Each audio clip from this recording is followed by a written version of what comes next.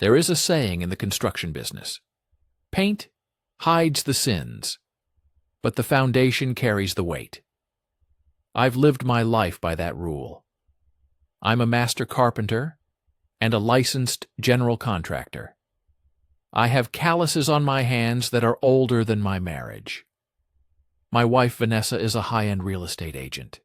She sells the dream. I build the reality. My name is Jack. I'm 39. Vanessa is 35. For the last 7 years, we've been a power team in the house-flipping market. The business model was simple. I find a dilapidated property with good bones. I spend 6 months breaking my back to renovate it, and Vanessa stages it, markets it, and sells it for a massive profit. We were climbing the ladder. We started with small condos, moved to townhouses, and finally we found the project, the crumbling Victorian mansion on the hill. It was a historic landmark, a money pit, and a potential gold mine. We bought it for $1.5 million. The estimated resale value after a full restoration? $5.5 million. This was our retirement plan. This was the one last job that would let us buy a lake house and slow down. But renovating a 5,000 square foot historic mansion requires capital we didn't have. Enter the investor. His name was Sterling. He was a 40-year-old trust fund kid who played at being a developer. He put up the cash for materials in exchange for 30% of the profit. Sterling was everything I wasn't. He wore loafers without socks. He drove a Porsche. He had soft hands and a smile that looked like it was purchased from a catalog. From the moment he stepped onto my job site, I hated him. He would walk through the sawdust in his Italian suits, criticizing my joinery, telling me to work faster, and calling me the help when he thought I couldn't hear. Vanessa, however, was enchanted. She spent less time in the office and more time on the job site. But not with me. She was always walking the grounds with Sterling, discussing landscaping, laughing at his jokes, glowing in a way she hadn't glowed for me in years. I told myself to focus on the wood, focus on the work. I was sanding floors at 2 a.m., breathing dust, while she was at strategy dinners with Sterling. I was building our future. I didn't realize I was building my own coffin. Part 2. The walls have ears. The renovation was nearing completion. It was beautiful. Mahogany staircases, marble bathrooms, a chef's kitchen. It was my masterpiece. I was installing the smart home security system. Cameras, motion sensors, and audio monitoring in every room. It was a selling point for the high-end buyers. I had just activated the system to test the servers. I was in the basement, in the server room, wearing my headphones. Vanessa and Sterling walked into the library upstairs. They didn't know the microphones were live. I heard the door click shut. "God, the smell of sawdust makes me sick," Sterling said. "When can we get rid of him?" "Soon," Vanessa replied. Her voice was cold. "The open house is in 2 weeks. Once the final inspection is passed, his work is done." "And the divorce papers?" "Drafted. I'm filing the day after the sale closes. I can't split this check with him, Sterling. He's a laborer. He doesn't understand what we do. He thinks he owns half this profit just because he swung a hammer." "You're sure the contract is watertight?" Sterling asked. "Absolutely. The LLC is in my name. Jack is just listed as a subcontractor.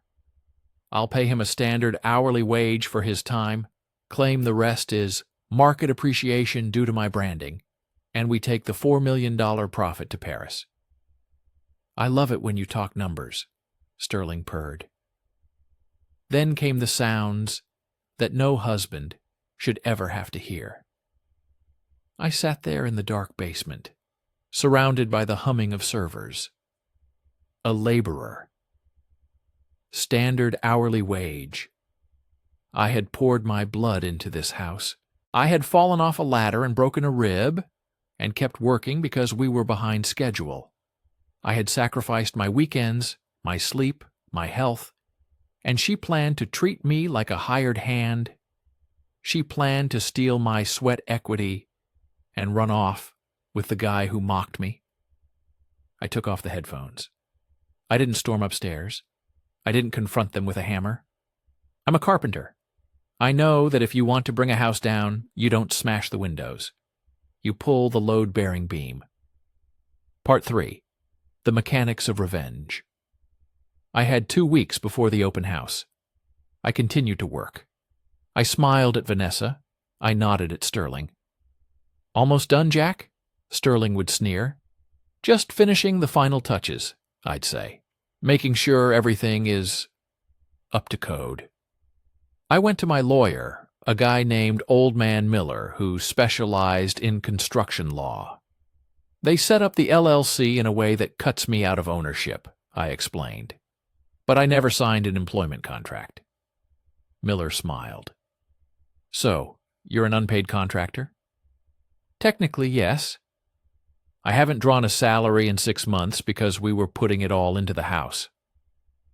"Jack," Miller said, sliding a document across the desk, "let me introduce you to the mechanic's lien.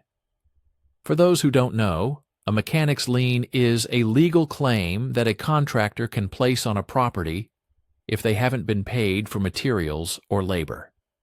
It clouds the title. You cannot sell, refinance, or close a deal on a house with a lien on it. But I needed more than just a delay. I needed to destroy their reputation. Sterling had been pushing me to cut corners to save money. "Use the cheaper wiring," he'd say. "Don't worry about the permit for the pool house, nobody checks." Vanessa had agreed. "Just get it done, Jack. Don't be such a Boy Scout." I had refused to do the dangerous stuff, but I had documented every single time they ordered me to break the law. Emails, texts, and voice recordings. Then, I did something petty. Something beautiful. I finished the house, but I made a few adjustments. I installed the master bedroom door frame 1 inch off-center. You couldn't see it with the naked eye, but the door would never, ever stay closed. It would always drift open. I set the heated floors in the bathroom to a permanent lukewarm. I sealed the final marble slab in the kitchen with a specialized epoxy that looked perfect. But if it ever came into contact with lemon juice, acid, it would turn bright, neon pink. Part 4. The Open House. The day of the open house arrived. It was a gala event. Champagne, live jazz, wealthy buyers from the city. The house looked spectacular. Vanessa was in a white dress, holding court. Sterling was drinking scotch, bragging to a group of investors about his vision for the restoration.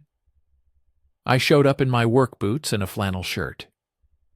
Vanessa rushed over to me, hissing, "What are you doing here? You look like trash. Go home." "I'm just here to collect my check," I said loudly. "We'll discuss your wages later," she whispered furiously. "Get out." Suddenly, a man in a city uniform walked in. It was the chief building inspector. Behind him was a process server. Sterling stepped forward. "Excuse me, this is a private event." "I'm here for the final inspection," the inspector said. "We already passed inspection," Vanessa said, her smile faltering. "We received a tip about unpermitted structural changes to the foundation and the pool house," the inspector said, "and the use of non-compliant electrical load distribution." "Who called you?" Sterling shouted. "I did," I said, stepping forward. The room went quiet. The jazz band stopped playing. "I am the general contractor of record," I announced to the room of potential buyers, "and I cannot in good conscience allow this home to be sold. I was ordered by the owners, Vanessa and Sterling, to bypass safety codes to save time. I have the emails here. I held up a folder. The electrical system is a fire hazard. The pool house foundation is unpermitted and sinking. This house is a death trap. The buyers started backing away. "He's lying," Vanessa shrieked. "He's just a disgruntled employee. He's my husband. He's crazy." "I'm not just her husband," I said, turning to the process server. "Now." The server handed Sterling and Vanessa a stack of papers. "What is this?" Sterling asked, his hands shaking. "That," I said, "is a mechanic's lien for $450,000 in unpaid labor and supervision fees, plus interest, plus penalties." I looked at the crowd. Nobody buys this house until I get paid. And looking at the structural repairs needed to bring it up to code, I'd say this $5.5 million mansion is worth about nothing. Part 5? The collapse?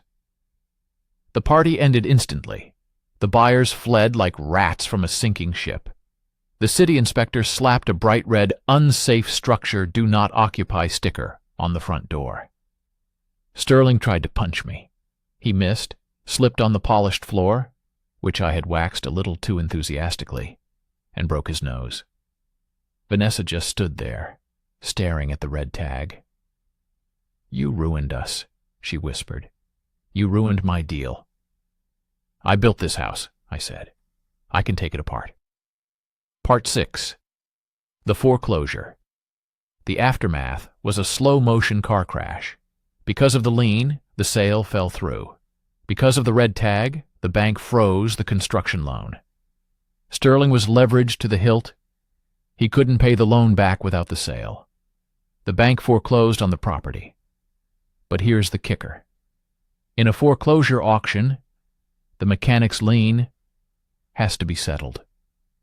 The bank paid me my $450,000 before they took the house, so I walked away with nearly $500,000 in cash. Vanessa and Sterling? They were left with the remaining debt. Sterling's investors sued him for mismanagement. He lost his Porsche, his condo, and his reputation. Vanessa filed for divorce, trying to claim half of my lien payout. My lawyer, Miller, destroyed her. He played the audio recordings of her conspiring to defraud me of my marital share and calling me a laborer. The judge ruled that since she tried to classify me as a subcontractor to cut me out of the profits, she had to stick to that definition. The $450,000 was my wages, not a marital asset. She got nothing. Part 7. The new foundation. I didn't buy a lake house. I used the money to start my own design-build firm. Foundation & Co. We do honest work. We don't cut corners. And I hire guys like me, guys who know the value of sweat. I heard about the house recently. An investor bought it cheap from the bank. They had to gut the whole thing because of the code violations I reported.